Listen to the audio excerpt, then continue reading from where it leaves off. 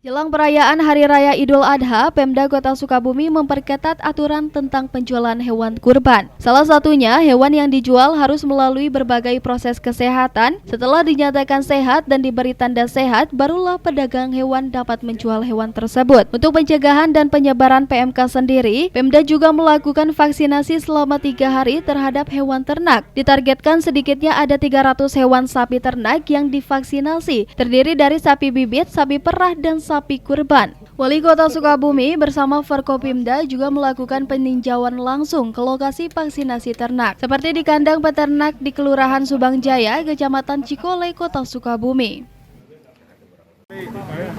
Hari ini alhamdulillah kami Forkopimda, ada Pak Kapolres, kemudian juga yang mewakili Pak Dandim. Hari ini kami memastikan pelaksanaan vaksinasi di hari yang ketiga ini dapat diselesaikan dengan baik. Karena memang kami mendapatkan target Senin, Selasa, Rabu, hari Rabu ini harus sudah selesai melakukan vaksin kepada 300 sapi yang telah ditetapkan.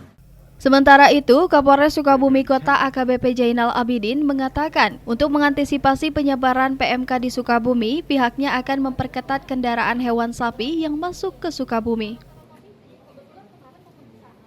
Masalah kegiatan vaksinasi terhadap hewan untuk kemudian meminimalisir atau mencegah beredarnya wabah PMK ini di hewan ternak.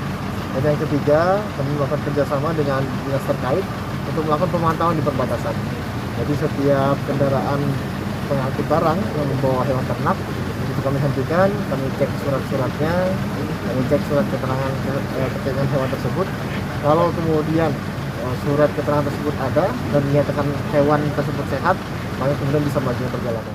Dari Kota Sukabumi, tim MGS TV melaporkan untuk Dinamika.